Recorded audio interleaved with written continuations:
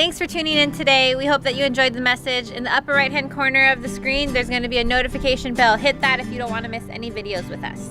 Down below, you can like, comment, and subscribe. And thanks so much for tuning in. This morning we're going to go ahead and start. We're going to start in a new series. We finished up the 7 churches in the book of Revelation last week, and that was a great series. We enjoyed that.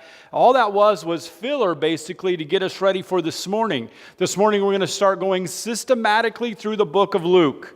Okay, and when I say systematically, usually, okay, and I'm going to use that word a little bit loosely, and I'll tell you why. Usually we go from one chapter to the next chapter to the next chapter, and we just knock it out. Well, I'm going to kind of cherry pick a little bit. We're going to start off with an introduction today, and then next week we're going to go right into Jesus' baptism in chapter 3. And then by the time you get to the Christmas season, we're going to come back to chapter 2. So the whole time we're going to be, obviously that's the Christmas story. The whole time you're going to be in the book of Luke, but we're going to kind of be bouncing around. What is going to be beneficial for you? Okay, 100% beneficial for you is if you'll just take time maybe through this week or the next couple of weeks and just read it. Right? I'm not asking you to write a report or anything like that. Just reading through the Gospel of Luke. It is a longer read. It's one of the longer books, but it's so worth it. As we kick off our new series, I want you to know that the book of Luke has been called the most beautiful book ever written. There is, and I'm going to give you a lot of history. Is that okay? No. Yes. All right, man, I don't know. What can we do to get... Luke himself, he's a doctor, but contrary to belief, he's not an original disciple. A lot of people think that Luke was walking around with Jesus at this point in time, but he's not. He doesn't come on the scene until after, through the ministry of Paul. One of the reasons why I like Luke so much is he's not a first generation, if you will, Christian. He's not an immediate guy. He's not one of the original disciples. He's kind of like a second generation Christian. And the amount of information he gives in Luke is just intense. He does by far the most research of any of the writers. Why? Because he's not an eyewitness. He gathers numerous sources, and the book of Luke is extremely unique. There are events in the book of Luke that are not described in Matthew and Mark, or even John. It's a very unique book. Luke kind of takes some other angles, but his idea specifically is to explain in detail the Christian faith. And we'll talk about what that means here in a minute. He's going to even bring up stories that are not even in the other 3 Gospels. He's going to talk about, and if you go through the book of Luke, there are going to be 13 ladies that are described throughout the book of Luke that we don't even see in the other Gospels. So it's kind of an interesting story. He grabs a massive amount of information to write this book. Luke takes a hard critical look at this new thing called Christianity because it's still at this stage in its infancy. And he wants the early church, and we'll talk about Theophilus here in just a second, to know what they believe in. He gives the most detailed and descriptive account of the life, death, and the resurrection of Jesus. The book of Luke is actually a 2-part book. It's Luke and Acts go hand in hand. They're wrote systematically at the same time. Early church fathers, they separated them out. We're not 100% sure that they were supposed to be separated out. They go hand in hand. Luke is very interesting. He is going to stress over and over in this book. So if you're going to make the commitment to go through this series, you're going to hear about these 2 words over and over and over and over again. He is going to stress that Christians should be full of 2 main things: compassion and forgiveness. He's going to talk about compassion and forgiveness, and it will, I promise you, if you make the commitment for the next year probably to go through the book of Luke, you're going to hear that over and over and over. He's going to talk to the early church. He's going to talk to Theophilus about this idea of actually caring about other people. This idea of compassion, that's something inside of you. When you see the downtrodden, if you will, is the word he uses, or the poor, or the neglected, or the abandoned, or the orphan, or whatever word he's going, you should actually care. Compassion is what happens when you see something and it moves you inside. And it just doesn't move you to feel bad for somebody. It moves you to action to actually help to do something about it. Right? And there is so much of that through the book of Luke. And for some reason, he is beginning to stress this idea of forgiveness over and over and over. Now, the early church is in its infancy. Infancy. It may be 30 to 40 years old at the most by this point in time. What Luke has begun to notice as the second wave of Christians begins to spring up from the first generation is a lot of these people are having problems with each other. You're going to see that throughout the book of Luke. A lot of these Christians are having problems with their fellow church people, or they're having problems with people outside of the church, or they're having problems with people who are in the community. And so you're going to see this over and over and over and over again. Luke is going to stress, hey, forgive. Forgiveness, listen closely as you're going to read, hopefully, the book of Luke this week. You're going to see it again and again and again. Forgiveness doesn't always benefit the person who you're forgiving, but it always benefits you. Right? It always benefits you when you extend forgiveness to somebody else. You can, as Luke is going to explain through this book, you can forgive somebody else and they can look at you and say, I don't even care. You ever had that happen before? You extend forgiveness to somebody, go to them and say, hey, you really rubbed me the wrong way when we were talking about that. And they look at you like, what? What are you talking? You know that as you're extending that forgiveness to that individual, they don't really care that they're receiving it. And they might even look at you like a deer in the headlights. But Luke is going to stress over and over through his book that it benefits you.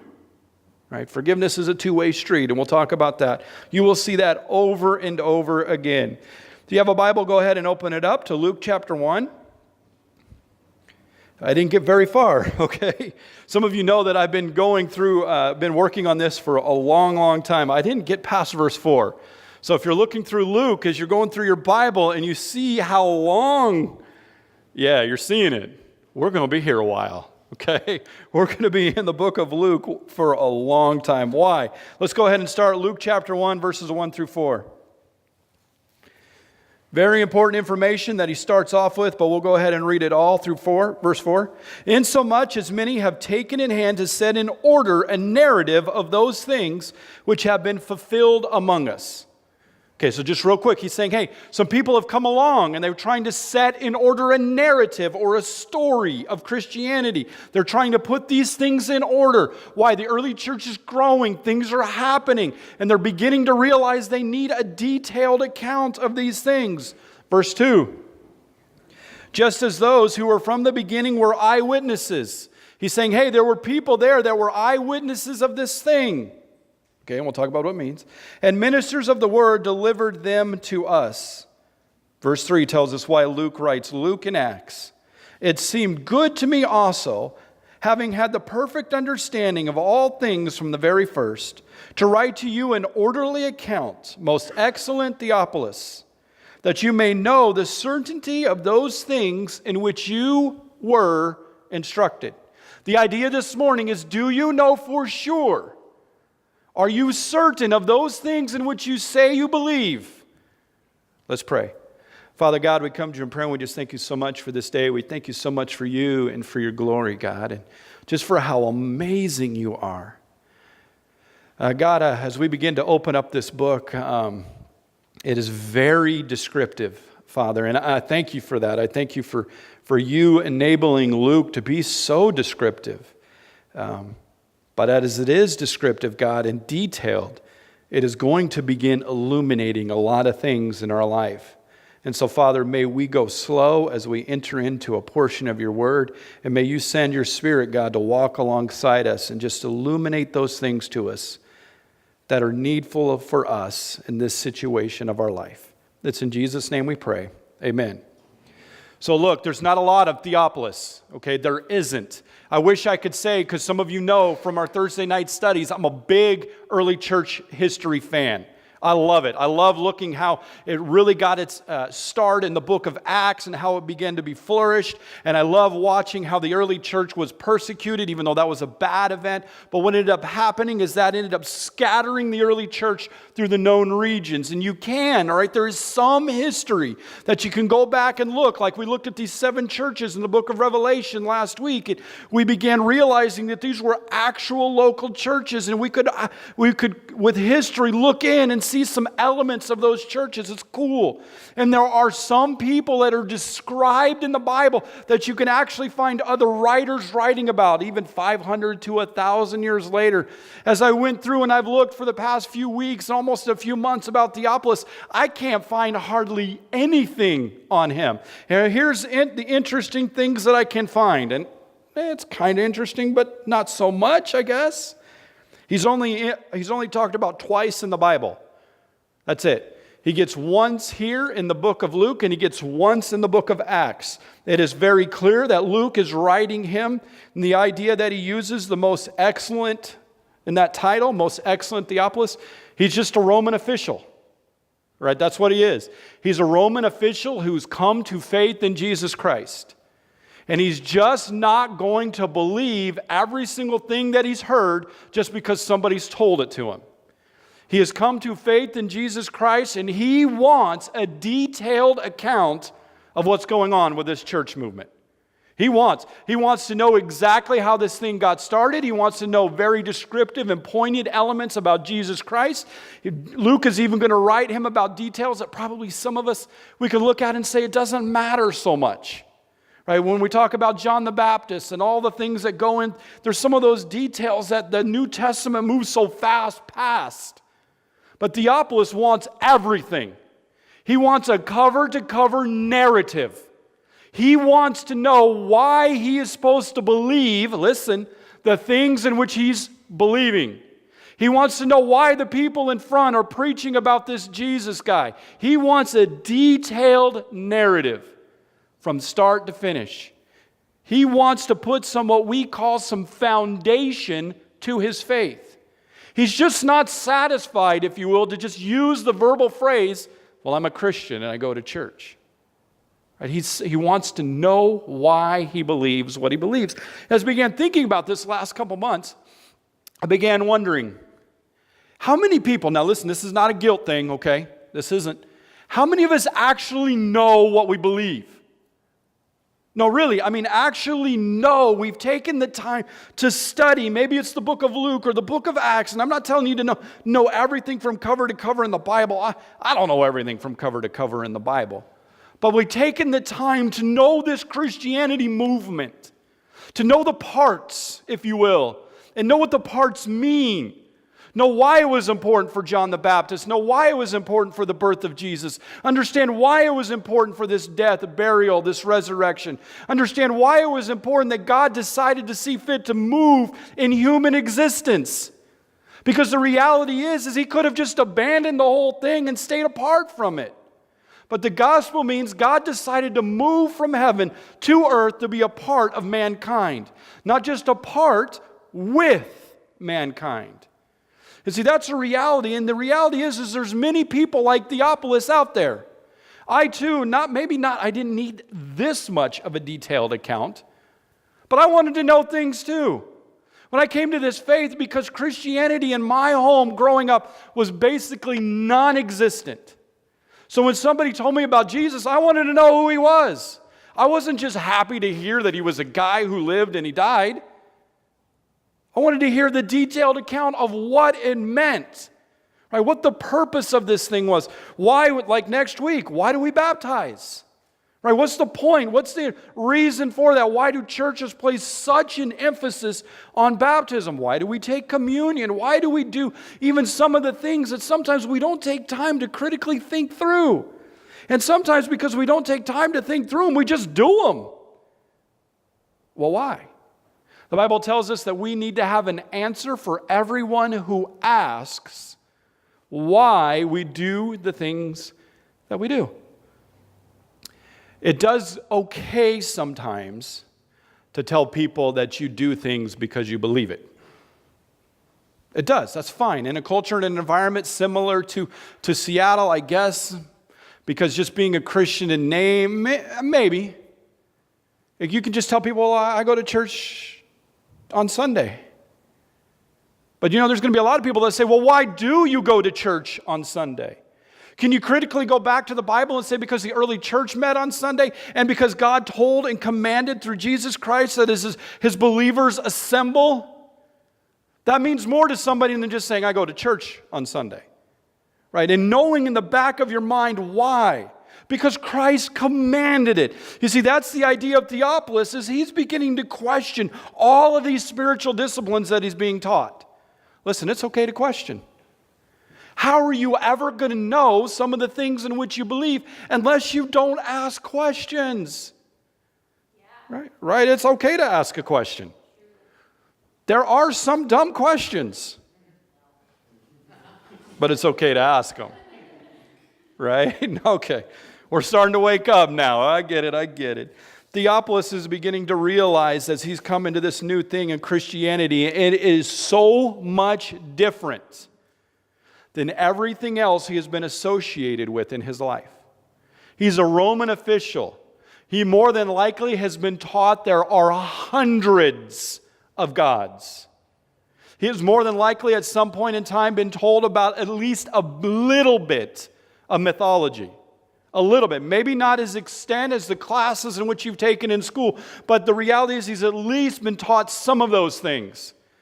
Right? At the bare minimum, he's at least heard. He's not a Jew, but he's at least at the bare minimum heard about some of this Jewish culture and customs and practices. And he's seen the Roman officials, even then the Jewish officials, work together, and he's looking at it like, And then there over here is this Christian movement. He's beginning to say, what's the difference? What's the difference? Right, what is the difference? Verse 3.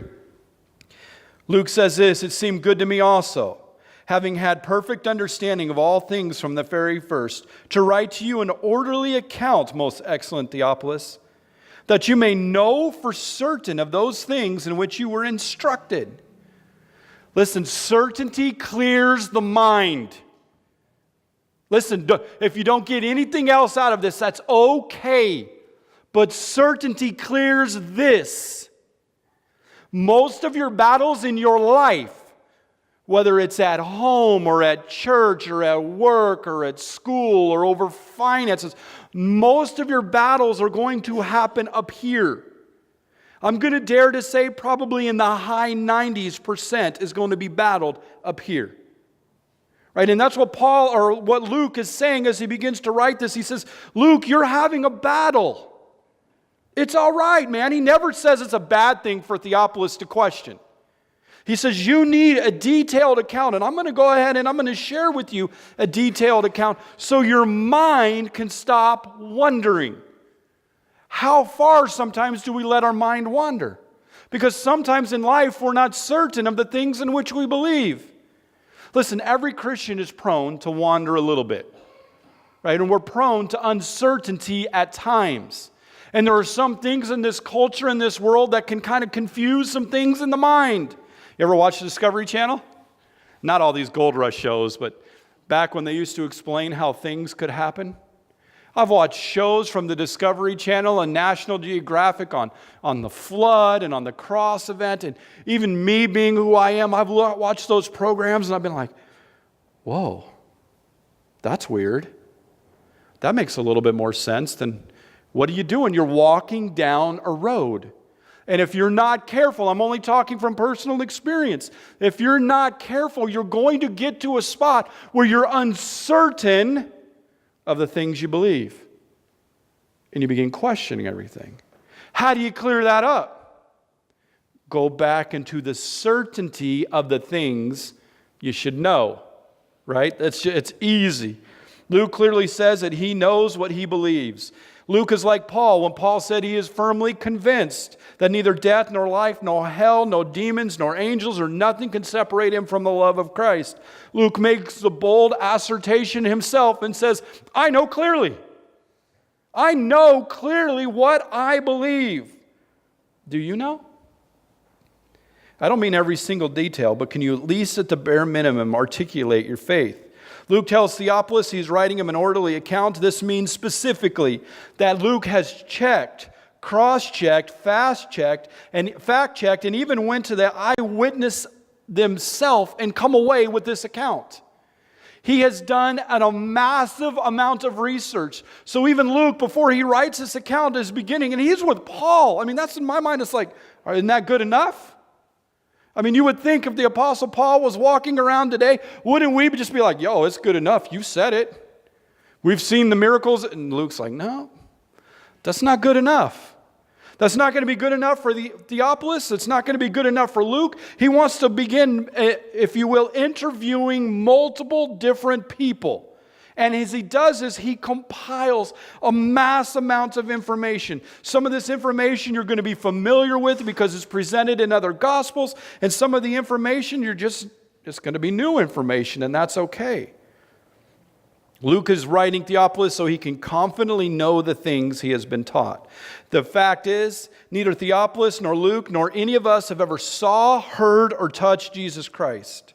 We did not personally witness the resurrection of Jesus Christ, and most of us, I didn't see any of his miracles either.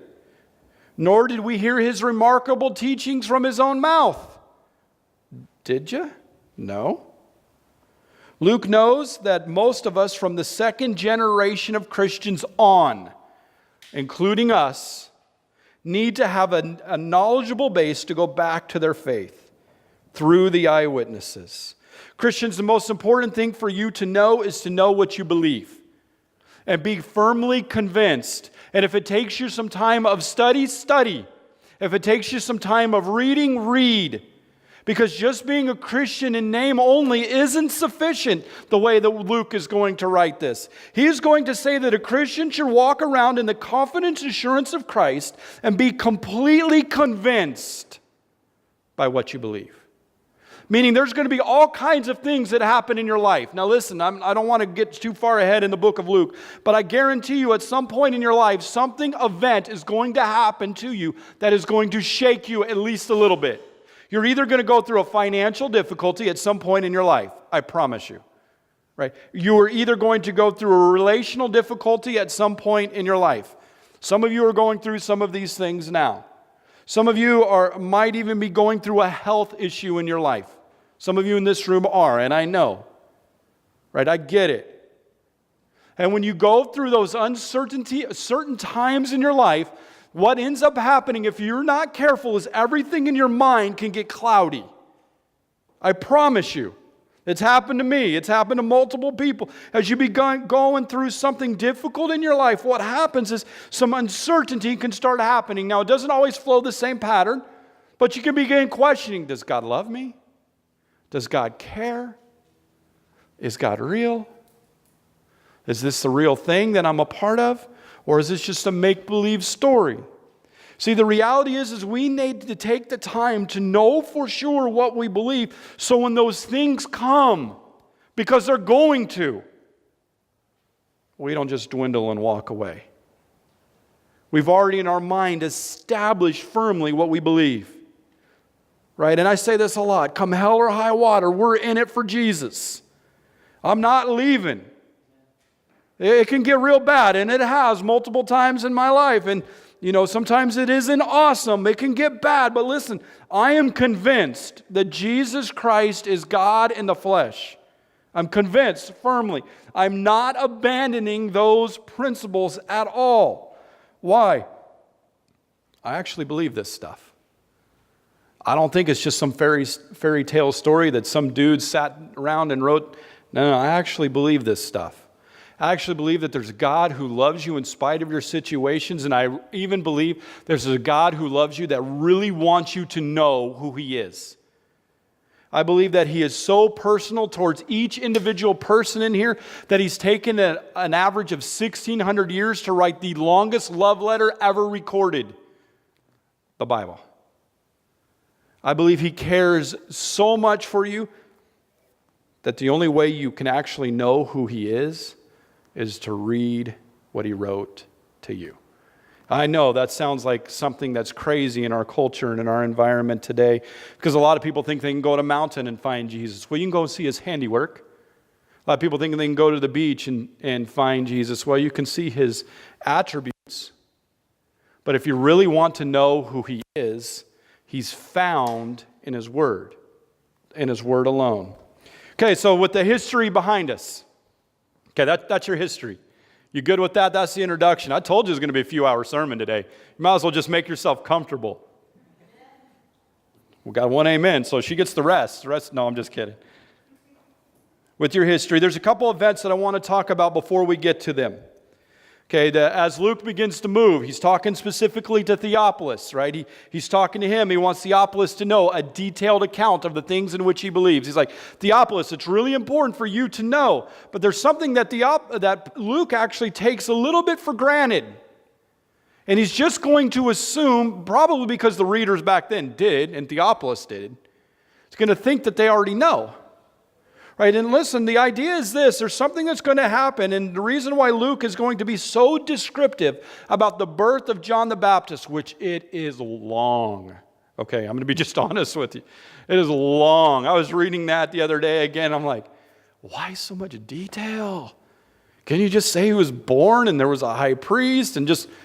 Right? Nope, he doesn't. He uses some extremely descriptive things. And the reason being is because Luke is going to begin teaching a Christian principle. The idea is this. It's called foreshadowing.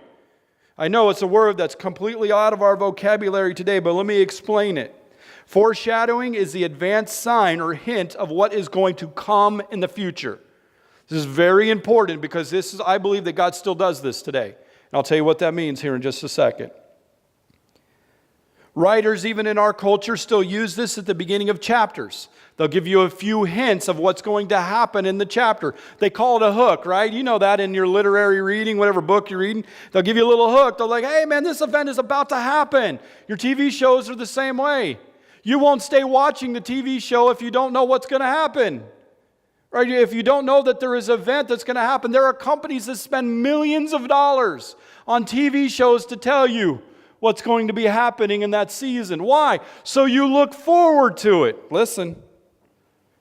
Here is the principle. Before God does something big, He tells people what He is going to do. Listen, before God does something big, before the event happens, He is going to begin telling people He is about to do something for two reasons. Number one, so that people can look forward to the coming event with anticipation. Anticipation is looking forward to something that is set to happen in the future, right? We did this with our kids. We put this little money jar in the corner of, I think it was our room, or maybe it was in the boys' room, I'm not sure. And we said, hey, we're going to take this money that we put in this jar, and when the jar gets full, we're going to go to Disneyland. And we did. The jar got full. We took the family to Disneyland. But man, those kids, they would come in and they'd be like, Dad, what can I do for a quarter? I mean, it was great, man. I was getting all kinds of work done for like a quarter, 50 cents or whatever. Man, they would come in and they would take their money and they would put it in the jar. And listen, months went by. Months. I wish I could say it was just a few little chores around the house and the jar got, no. Months went by, but listen, when the jar finally, and they didn't give up, that was the cool thing. When the jar got full, my wife Alicia looked at the boys and said, we did it. Right, we did it. We filled the jar, and those little boys, man, they're like, yeah, we did it. They felt accomplished. Right, they knew at that moment, wow, we did, and it was a lot of work. What we were teaching them was this idea of anticipation. You don't always get things just because you want them. Sometimes in life, the best things, the biggest rewards are because you've worked hard and waited. Right? We're in an instant society, aren't we? Go to McDonald's, don't you want your burger in under 2 minutes? Come on, you do. Don't lie. Come on, you do. You're in the line at QFC over here. Don't you get irritated at least a little bit when the line's super long? I went in to grab the donuts this morning. It was from one of our auctions. My wife found the card. I guess we won it. I don't know how. We had a card for donuts. And my wife's like, we're going to spend it today. I'm like, all right, cool. We're going to go get a whole bunch of donuts for the people, and we're going to make some so lethargic they can't even listen to the sermon. Awesome! Nah, I'm just kidding. I went in and I looked at the line. Walked in the door. I'm like, oh, there's 10 people in this line. I looked over at my wife. She looks at me and she's like, you want to leave, huh? Yep. I said, but we told the twins we're going to go get them, so we got to wait here. And I remember thinking, that's the idea of our culture and our environment. No longer do we wait. And I'm just as guilty as everybody else. I don't like it. I'm at Home Depot. I see 2 people in front of me. I'm looking for a cashier that's empty. I don't want to wait. So waiting in our culture is hard. It is. The idea with God is He's always told His children, wait. Wait. Wait. What God is going to do with the birth of John the Baptist and the birth of Jesus is going to tell people He's going to do something amazing. And they're going to have to wait with anticipation that these things are going to happen. With John the Baptist, his dad is a priest, and he doesn't even believe it. The Bible tells us that he giggles when he hears the angel. What happens to John the Baptist's dad? We're going to learn next week. Because he dared to giggle in the presence of God. God said, you ain't going to talk until your boy is born. I'm going to show you what it means to laugh in the presence of God. See, that's the idea of anticipation. There are sometimes that God speaks some things into your life, and you might not even believe them. Like, God, you can't do that with me. God, I don't feel worthy enough for you to use me. You might even be like John the Baptist's dad. He was old, and his thing was like, I'm old, and my wife is old, and God, how can you do that with me? And his idea was, we're too old. You're mute, is what God says. See, anticipation, God is going to set some things in order. I believe that God has spoke some things over every single one of us in this room. Whether He's talked to you through reading His Word, or talked to you at church, or talked to you even sometimes in dreams. He has spoke to you, and He's told you, wait, this thing is going to happen in your life. Yeah, it might not come fast, but it's going to happen. Here's the second thing. Why does He do this? So that people can actually use their faith. Right? Think about it critically ways. I want you to think and grab some so you can use it. The book of James says, if I don't have faith, I'm allowed to ask God and say, God, give me more faith. What is God going to do? He's going to put me in environments, His word, not mine, where I am allowed to either exercise or use my faith, or even environments where my faith has to grow. Meaning sometimes God's speaking something into your life, and you just have to have faith and believe that God even said it to you. Because at times in your life, you don't even feel qualified. You don't even feel like you're worthy enough, but God spoke it, and He says, listen, I want to do this thing. Just same with John the Baptist's dad. The reason why he laughs is because he doesn't have enough faith to believe that God can. It's not that God can, because He can. It's, do you believe He will? There's the difference. Do you believe He will with you and He will with me? Do you believe that He cares enough about you as an individual, about me as an individual? Do you believe He cares enough from the throne room in heaven to look down and find you valuable enough to use you? He does. He does. Some people will ask me and they say, Pastor John, why isn't God doing something extraordinary in my life or this thing? And most of you know what I'll say. Do you believe He can? Because if you don't believe He can, He won't. He's going to wait until you believe He can and before He moves. It's proven specifically in Luke. There's a lot of blessings out there. There's a lot of things that God wants to do in and through you, but you just have to come to the spot in your life where you submit and say, all right. I might not be the best or most qualified person in the world, but that's okay because my shortcomings are made perfect before God. He fills in all of the gaps that you think you lack. That's the reality of who God is. Where you see as a shortcoming, God says that's cool because that's where I want to step in and that's where I want to work. I want to work where you're weak. I don't want to work where you think you're strong. Right? Because if you work in areas where you think you're strong, do you need God in those areas? Nah. Come on, let's be real. There's a lot of people who are trying to accomplish a couple things for God, and they say they're accomplishing things for God, but they're doing it in their strengths. And God's like, well, you're doing a good thing for me. Right? And we learned that from the 7 churches in Revelation. You're doing some good things for me, but you're doing it without me. You're accomplishing those things in your strength. Right? Wasn't Sardis the church that was pictured as Jesus was on the outside looking in? They were still accomplishing some things, but they were accomplishing it apart from God. God says, hey, I want to work in your life in such a way where I can be elevated even in your weakness. That way, when this thing is done, you look at it and say, look what God did. And the people who know you look at it and say, man, that must have been God. Because you couldn't have done it. And don't you get a big old prideful head when somebody says that and say, oh, yes, I could have. No. That's when you back up and say, it was God. Look what he did. He worked in my brokenness. He worked in my mess. And he made something awesome out of that. A couple Bible verses. I don't want to skip these. Ezekiel chapter 12, verse 25. Okay, so Ezekiel, I can't just jump into a book like that. Ezekiel is an interesting book. It is like, if you will, the book of Revelation for the Old Testament. Or it is one of the more, I don't know if more harder is a word, I'm just saying one of the harder books to understand in the Old Testament. Okay, it is very difficult. There's allegory, okay, there's some things for the past, there's some things for the present, and there's a few things for the future.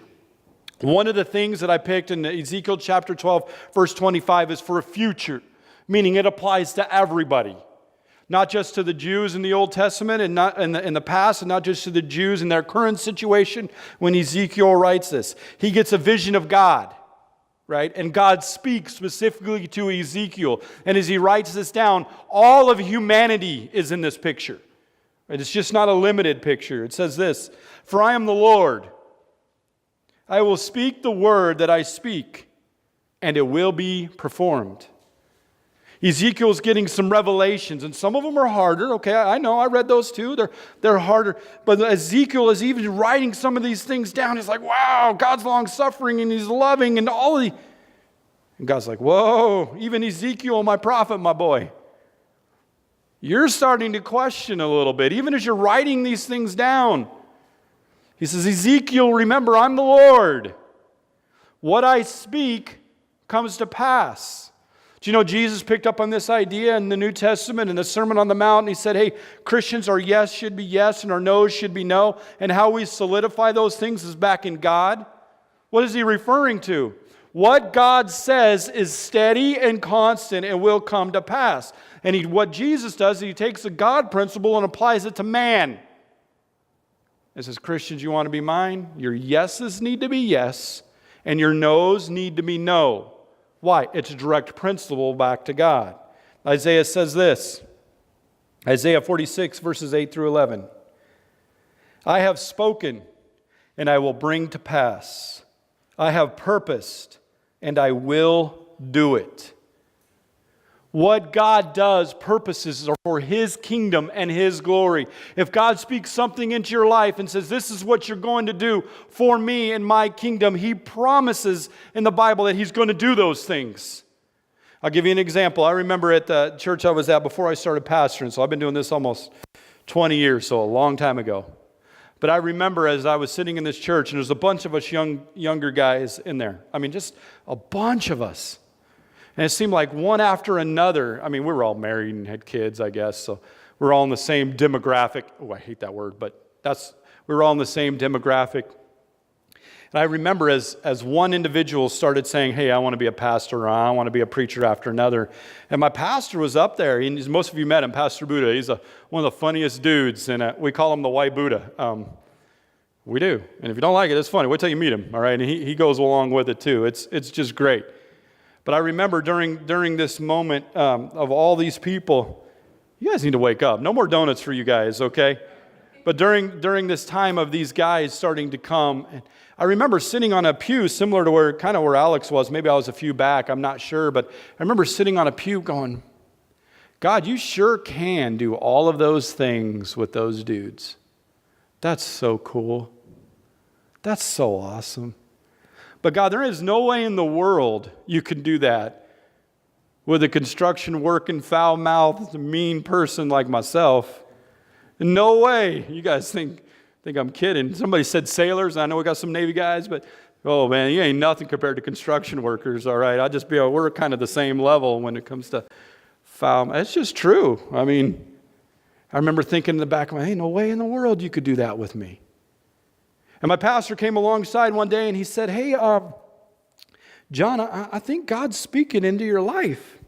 And I remember thinking, yeah, he is, but I sure ain't telling you. And this is what he said. He said, whatever God has spoken, you just have to believe it's going to come to pass. And he looked at me and he said, are you going to have enough faith? And he turned around and walked away. I was like, if you weren't so tall and so big, I'd grab you. Right? That's what I thought in my mind. I was a big boy. And I thought, no, man. What that meant was I was in that moment in my life already struggling. Because I already at that moment in my life already knew. I already knew. God had already clearly spoken to me that I needed to move in a different direction. But listen, I was struggling. I didn't want to. Be honest with you, if you want to get down to it, I didn't want to leave my job. I was a foreman for a Fortune 500 company. The last thing in the world I wanted to do was walk away from that. I struggled tremendously with some of those things. But I remember as he said, is your faith going to be strong enough? I'm like, man, it ain't. It ain't strong enough. I remember thinking some of the things I've critically heard through the years. Is my God God? Or is my God money? You know what? My God's money. Because I want that way more than I want to do that pastor thing. Right? And see, that's just a reality. I'm just talking about me. There are multiple people in our lives, in our churches, in our societies that are having the same, what I call crisis of belief. The Father speaks because He promises, whether you get a direct revelation from the Bible or you get a direct revelation from church, or you know what, sometimes in your sleep, right? It happens. You have one of those crazy dreams sometimes, you're like, I wonder if that was God. It just might have been. If God's the same yesterday, today, and forever, He didn't quit in the Old Testament. You see, He still speaks in the New Testament. Some of Paul's revelations were through dreams. So be careful dismissing them all real quick.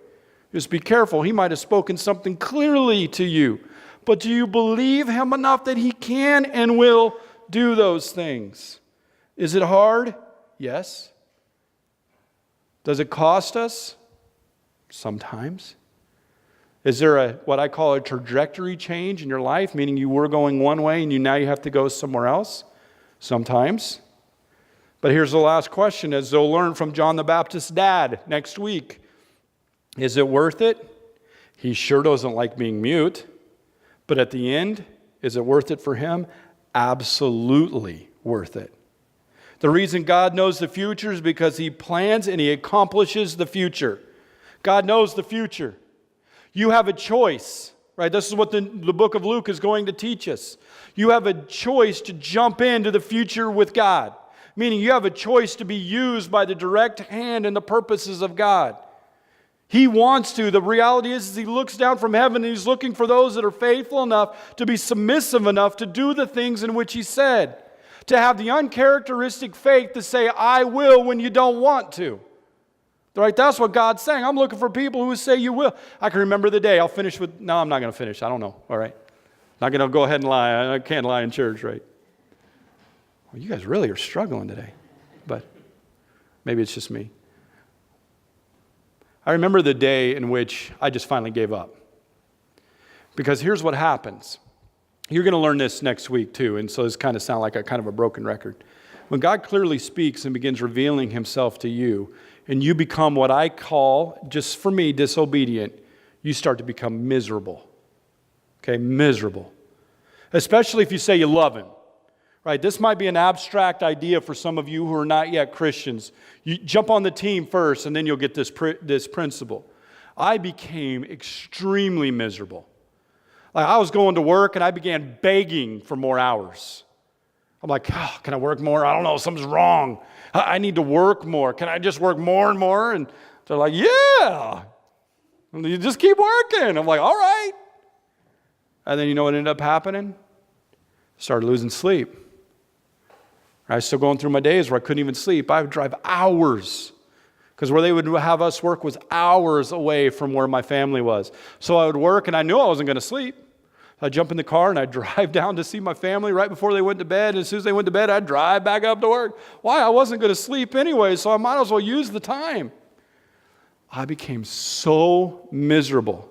22, 23 years old. I mean, my doctor said, he looked at me and he's like, you're starting to look like a dude in his 50s. Not physically, just what the toll was taken internally on me. He's like, buddy, you're aging quick. He's like, what's making you so miserable? I'm like, I don't know. And I remember I was just chilling. I just went to church that Sunday. I was planning on doing zero. You guys, right? You came in, same thing. You plan on doing nothing. It's the way it goes sometimes. When God speaks, you got to get out of the way. I mean, it's just the way it is. I was sitting there planning. I'll be honest with you, I didn't hear a word through the songs. Just be straight. I didn't hear a word that they were singing. I can't even tell you what they were singing. I remember I was listening to Pastor Buddha. I can't even remember what he was preaching, okay? Hey, it's not about the songs and it's not about the sermon. It's all about God, right? It's 100% about Him. I remember sitting where I was sitting and God spoke and said, are you going to obey? And I remember what ended up happening for me is I just got up. It wasn't even the, quote, invitation, Baptistic. It wasn't even the invitation. I just got up and started walking. I'm like walking, seeing my pastor getting closer. He's looking at me. I'm like, what am I doing? He's looking at me like, what are you doing? I'm like, I don't know. It's not the invitation time. And I got up there. I just dropped at the altar. And I looked back right before I started praying. My wife's crying because she already knew, right? She already knew I was miserable. She already knew. I didn't pray no great prayer. I wish I could say, man, I had the most theological prayer. I prayed God in heaven. Nah, I just said, God, okay. All right. That's what you want? Okay. You know what I said to my pastor, the most spiritual thing I've ever said? I looked at him and I said, all right. And I went and sat down. What else? Right? What else needs to be said? He knew. I knew. Right? There was no big, we didn't need to have a hug session or any of that kind of stuff. It was just the reality was at that moment, I said, I surrender. Foreshadowing already happened. He already spoke. He already told me. I really wasn't waiting with anticipation, maybe negative anticipation. But the reality is when I look at that thing, I thought, man, you can't do this with me. Why can't you pick somebody else? And I began showing God other people in the church. You can do it with him. You can do it with him. You don't need me. Last verse, Isaiah 46, verse 10. I will accomplish my purpose, says the Lord, from the smallest to the greatest. I will, God says, accomplish my purpose. From the smallest purpose in God to the largest purpose in the hand of God. He says He will accomplish it. And I know I'm alluding a lot to next week. You going to believe it? You going to believe it? You going to believe what God's speaking into your life specifically? Are you going to believe it? Are you just going to come to the point where you probably don't have all that theological talk in you anymore and you're just going to say, all right. All right. Maybe God's been telling you for weeks upon weeks. You've been coming to the vine. We talk about it every single week. You need to become a Christian. Place your faith and your trust in Jesus. Stop living your life and place your faith in the hands of Jesus and begin living the life that He's created you to live. Maybe that doesn't mean changing jobs. Maybe it's just becoming a Christian at the job you're at.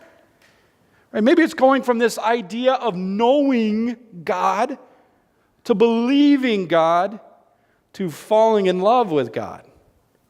Right? Maybe some of you are standing on that fence, and maybe this morning is the morning where you're just going to say, all right. All right. Maybe God's clearly spoken something else into your life. Maybe you've known for weeks about this idea of being baptized. This idea of being baptized is just a public profession that Jesus is in. And you've been on the fence with that bad boy, because a lot of you are. Okay, I know you. I've been talking to you. Maybe this morning is the morning we just say, all right. Okay. Right? Maybe God's spoken clearly into your life about something else. And you've been overthinking it. It's all right to think, right? That's what Luke is all about. And that's what his detailed account is all about. But maybe you're to the point where you're just done processing and thinking. You're just like, okay. Okay, God. Is that what you want? I'll do it. Because he says he's going to accomplish his purpose. Isaiah goes on to mean with you or without you. The choice is yours. You get to join into that, or you can stand back afar from that as well.